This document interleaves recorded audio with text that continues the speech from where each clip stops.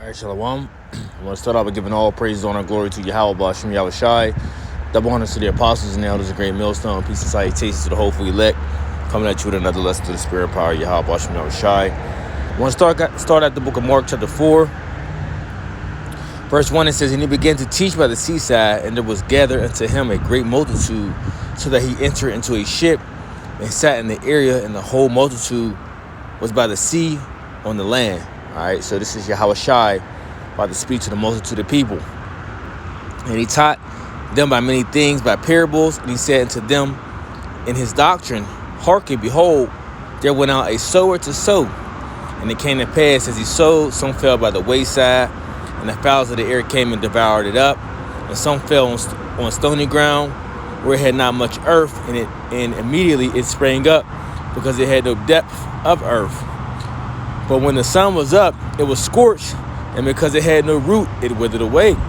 And some fell among thorns, and the thorns grew up, and it choked it, and it yielded no fruit. And the other fell on good ground, and did yield fruit that sprang up and increased, and brought forth some 30, and some 60, and some 100. And he said unto them, He that have ears to hear, let him hear." Which this means, he that have understanding, let them understand, right? Verse 10, it says, "And when he was alone, they that were about him with the 12 asked of him the parable. And he said unto them, Unto you it is given to know the mystery of the kingdom of the Most High, but unto them that are without, all these things are done in parables." Because when Yahweh Shai went and spoke to the multitude of peoples, he was speaking to them in parables. But when he was alone, when he was with the disciples, okay, he gave them the secrets. He had given them the mysteries to actually understand of what he was referring to in these parables. Verse 11, it says, "And he said unto them, Unto you it is known the mystery of the kingdom of the Most High, but unto them that are without, all these things are done in parables, that seeing they may see and not perceive, and hearing they may hear and not understand, lest at any time they should be converted, and their sins should be forgiven them." Right? So I want to go into that just a little bit. Let's go into the book of Isaiah, chapter 6, verse 9. It says, "And he said, Go and I tell this people, hear ye indeed, but understand not, and see you indeed, but perceive not. Make the heart of this people fat, make their ears heavy, and shut their eyes, lest they see with their eyes, and hear with their ears, and understand with their heart, and convert," right? "And convert, and be healed." So let's go into this word convert.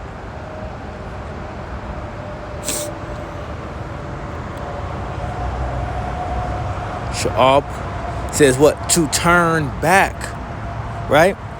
To turn back. Let's see. To build. And I'm just going into the point. To build, to circumcise, which going into circumcise is returning. You're going to do what? Returning, you're going to do what? You're going to circumcise your mind, right? You're going to circumcise your mind. Let's see. To bring again, back home, again, call to mind. Let's see. Consider, convert.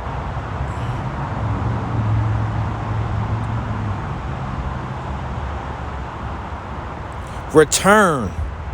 Okay, so you get the point. To turn, to cause to make, to cause to make, to turn again.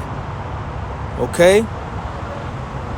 So you're going to what? You're going to return. That's what that's going into. So let's go back to the book of Mark chapter 4.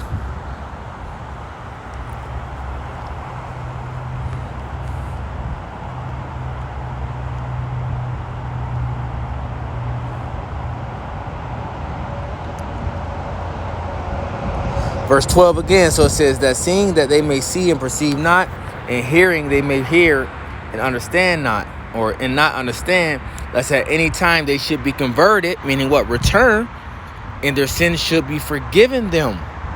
You see? Verse 13, and he said unto them, know ye not this parable? And how then will you know all parables? Once again, Yahweh Shai always was speaking parables. Right? And this is why the disciples is always going to Yahweh Shai and saying, Lord, what do you mean by this? And the Lord always said, you don't understand what I'm saying? Verse 13, it says, and he said unto them, know ye not this parable, and how then will you know all parables? Now Yahweh Shai is going to begin to break it down. The sower soweth the word, right? The sower soweth the word. And these are they by the wayside where the word is sown. But when they have heard, when they heard the gospel, Satan cometh immediately and taketh away the word that was sown in their hearts. Now, oftentimes we mention, when we're on the highways and byways teaching, you got, you may have an individual or a few individuals there, and they listening to the word, right? They taking it in. But then something erupts, right? Satan comes through, whether it's an Edomite, whether it's a demon, right, of a 2/3, where they distract, and he immediately takes away the word that was being sown into the individual or individuals that was standing there listening to the word, right? So it says, and taketh away the word that was sown in their hearts. And we have seen this many a times, right, at camp. Especially when Elder Manat Zakba was down here leading in Pittsburgh. Verse 16, it says, and these are they likewise which are sown on stony ground, who when they have heard the word immediately receive it with gladness. So you got individuals that they hear the word and they're happy. They're happy that they have received the word. Okay? And have no root in themselves. And so endure but for a time. So you got these individuals that they hear the word, they happy, that they have found, the men of the Lord teaching, right?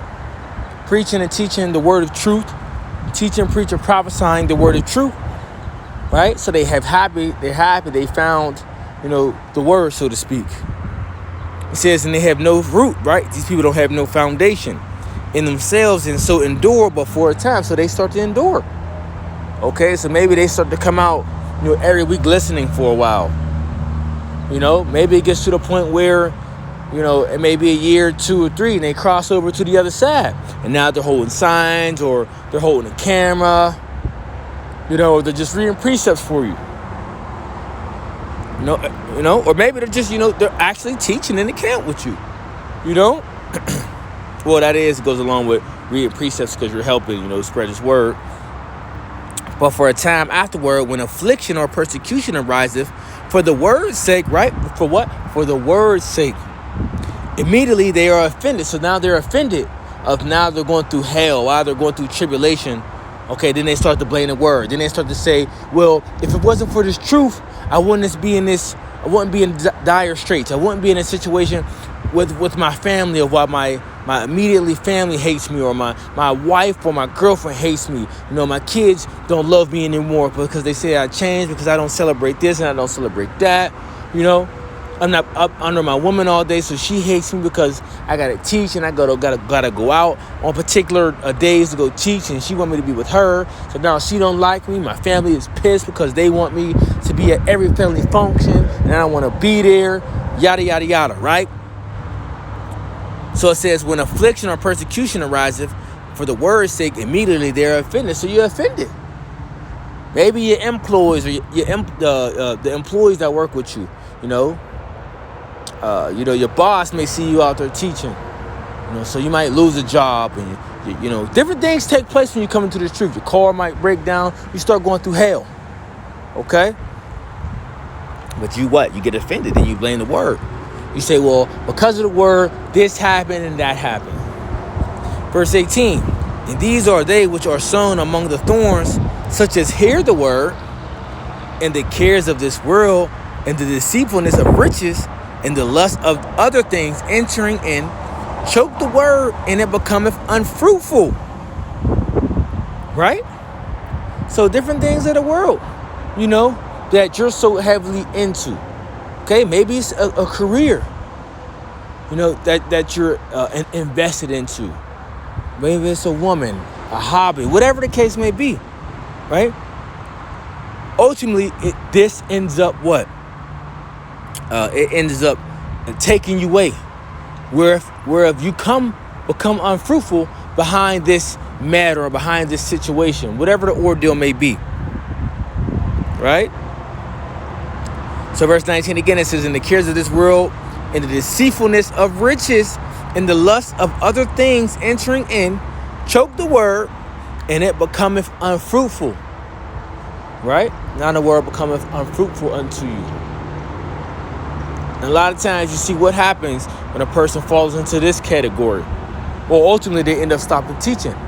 They stop, you see the videos, they stop making, their heart is not in the videos that they're making, or instead of making 6 videos a week, they start making 2 or 1.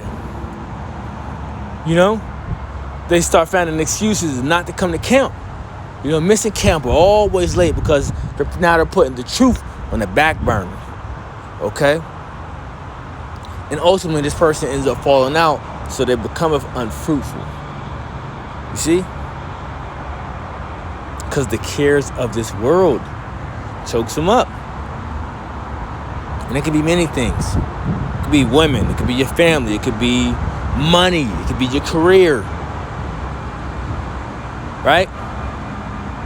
Could be just the love of this world. You love doing things of this world, and you feel that, into this truth, you have restrictions.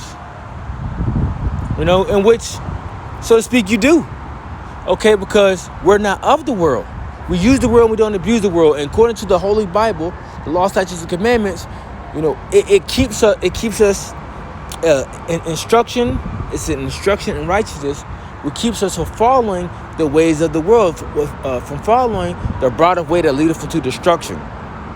Verse 20 says, "And these are they which are sown on good ground, such as hear the word and receive it, and bring forth some 30-fold, some 60, and some 100.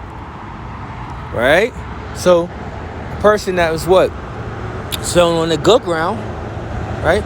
They what? They become fruitful. They become to bring forth fruit. So this is the ground that you want to be sowed upon, right? That good ground, right? The ground that can continually be nourished, a ground that continually be things that can continually be grown upon. Because a ground that is overly watered, right, or dried out. I know I'm not using the correct term for it.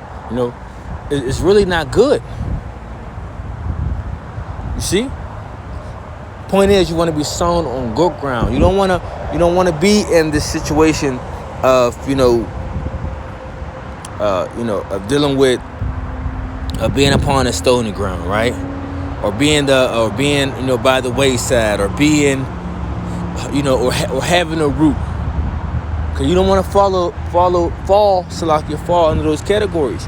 So you want to constantly pray to Yahweh Shai that you are the seed that is sown upon the good ground. All right? So that was just a quick lesson to the Spirit. I'm going to give all praises, honor, glory to Yahweh Shai.